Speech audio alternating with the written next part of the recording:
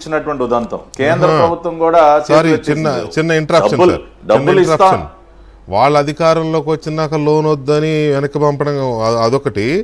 అసలు మీరు అధికారంలో ఉండగానే వరల్డ్ బ్యాంక్కి లెటర్లు రాశారు దీనికి లోన్ ఇవ్వద్దని. ఎస్ ఎస్ యువర్ రైట్ ఆ దిక్కుమాలిన పని కూడా చేశారు. సో అట్లా అవన్నీ ఛేదించుకుని ముందుకొచ్చాం. అంతేకాకుండా గత ప్రభుత్వం చేసినటువంటి పాపాలన్నింటినీ కూడా మళ్ళీ సరిచేస్తూ ఉన్నాం. వీకే గారు, అమరావతి రాజధానికి సంబంధించి ఇక్కడ 2-3 విషయాలు చెప్పాలి. గతంలో క్యాపిటల్ సిటీ ఆఫ్ అమరావతి 217 చదరపు కిలోమీటర్ల విస్తీర్ణంలో ఆ రోజున మాస్టర్ ప్లాన్ రూపొందిస్తే దానిని గత ప్రభుత్వం 54 స్క్వేర్ కిలోమీటర్స్కి తగ్గించేసింది. 217ని 54కి తగ్గించింది. మళ్ళీ దాన్ని యథాస్థితికి తీసుకురావడానికి మన సిఆర్డిఏ సమావేశంలో నిర్ణయం తీసుకోవటం జరిగింది. అదేవిధంగా సిఆర్డిఏ పరిధి గతంలో 8,352 స్క్వేర్ కిలోమీటర్లు ఉంటే చదరపు కిలోమీటర్లు ఉంటే దానిని 6,900కి తగ్గించేసింది. మళ్ళీ దానిని కూడా రివైజ్ చేస్తుంది ప్రభుత్వం. ఆ రకంగా కూడా నిర్ణయాలు తీసుకుంది. అంతేకాకుండా సిఆర్డిఏలో పనిచేసేటటువంటి సిబ్బంది గతంలో దాదాపుగా 800 మంది సిబ్బంది ఉంటే దానిని కాస్త 250కి తగ్గించేశారు. మళ్ళీ కొత్తగా రిక్రూట్మెంట్కి మళ్ళీ ఆ ప్రక్రియను కూడా ప్రారంభించడం జరిగింది.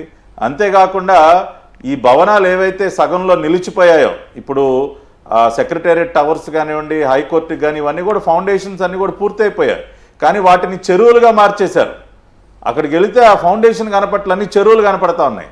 సో వాటి యొక్క స్ట్రెంగ్త్ మళ్ళీ అసెస్మెంట్ కోసం ఐఐటి నిపుణుల్ని చంద్రబాబు నాయుడు గారు ప్రత్యేకించి పిలవటం, ఐఐటి నిపుణులందరూ కూడా వచ్చి వాటిని చెక్ చేసి వారు కూడా రిపోర్ట్స్ ఇవ్వటం, ఆ కార్యక్రమం కూడా పూర్తయింది. అంతేకాకుండా 23,429 ఎకరాల్లో 23,429 ఎకరాలలో ఒక అడవిని పెంచారు సార్. వీళ్ళు రాజధాని నిర్మించలేదు కానీ ఒక అడవిని పెంచారు. 23,400 ఎకరాల్లో అడవి. ఇప్పుడు ఆ అడవి అంతా కూడా క్లియర్ చేయాలి కదండి. ఇప్పుడు అడవి మనం మళ్ళీ అక్కడ రోడ్లు వేయాలన్నా భవనాలు నిర్మించాలన్నా ఆ 23,500 ఎకరాల అడవిని క్లియర్ చేయాలి. కాబట్టి ఆ జంగిల్ క్లియరెన్స్కి 36.5 కోట్ల రూపాయలు కేటాయించి ఆ పనులు కూడా ప్రారంభించడం జరిగింది.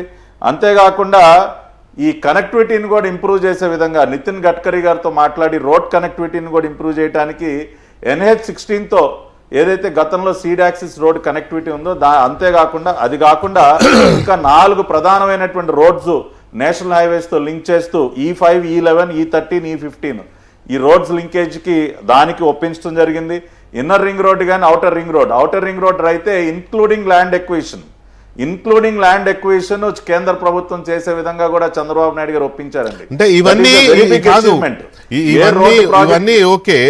నేను అనేది ఏంటంటే ఇప్పుడు 60,000 కోట్ల రూపాయలతో చేయాల్సి వస్తుందని చెప్పారు నారాయణ గారు. నిధులు ఎట్లా? నిధుల సమీకరణ ఇప్పుడు కేంద్ర ప్రభుత్వం మొన్న ఏదో 15,000 కోట్లు ఇస్తానారు. సరే అది అప్పా సప్ప ఏదో మొత్తం మీద వాళ్ళు భరిస్తారు. ఇంకా చాలా కావాలి కదా, అది ఎట్లా? అంటే ఇక్కడ మీరు అడిగిన మంచి ప్రశ్న అడిగారు. బేసిక్గా ఇవాళ గవర్నమెంట్ కోర్ క్యాపిటల్ ఏరియా ఏదైతే ఉందో అమరావతి గవర్నమెంట్ కాంప్లెక్స్ అంటే ప్రధానమైనటువంటి బిల్డింగ్స్, అది ఇందాక నేను చెప్పినట్టు హైకోర్టు కానీ కొత్త అసెంబ్లీ కానివ్వండి, సెక్రటేరియట్ టవర్స్ కానివ్వండి, ఇవన్నీ చేయడానికి గతంలో ఉన్నటువంటి ఎస్టిమేట్ అరౌండ్ 14,000 కోట్ల రూపాయలు అమరావతి గవర్నమెంట్ కాంప్లెక్స్ నిర్మాణానికి సంబంధించి చేసినటువంటి ఎస్టిమేట్స్ కొంత ఎస్కలేట్ అయినా కూడా ఇప్పుడు ఏదైతే మనకి ఫండ్స్ ప్రపంచ బ్యాంక్ నుంచి వాటి నుంచి వస్తున్నాయో దాన్ని మనం సమీకరించుకోవచ్చు. అదేవిధంగా ఈ రోడ్స్కి సంబంధించి డిఫరెంట్ మినిస్ట్రీస్ ఇప్పుడు మొత్తంగా కూడా గ్రాంట్గానే కాకుండా వేరియస్ మినిస్ట్రీస్ నుంచి కూడా ఫండ్స్ మేము తీసుకొస్తూ ఉన్నాం. అంతేకాకుండా చంద్రబాబు నాయుడు గారు ఎప్పుడు కూడా చెప్తా ఉంటారు సెల్ఫ్ ఫైనాన్సింగ్ మోడల్. అమరావతి రాజధాని అనేది ఒక సెల్ఫ్ ఫైనాన్సింగ్ మోడలు. మనకి హ్యూజ్ ల్యాండ్ బ్యాంక్ ఉంది. అమరావతి రైతులు దాదాపుగా 34,000 ఎకరాలు కేవలం 58 రోజుల్లో లెస్ దాన్ 60 డేస్లో ఏదైతే ఇచ్చారో దానిలో వాల్యుబుల్ ల్యాండ్ బ్యాంక్ మన దగ్గర ఉంది. సో దాన్ని ఉపయోగించి కూడా మనం ఫండ్స్ రేజ్ చేయొచ్చు.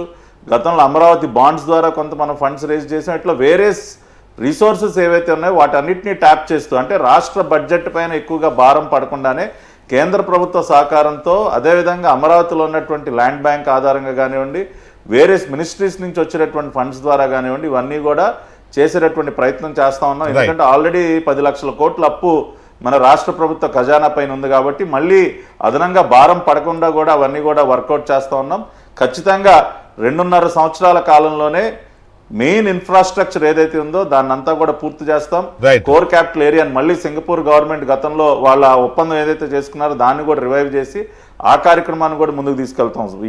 పట్టాభి గారు ఒక్క నిమిషం, పట్టాభి గారు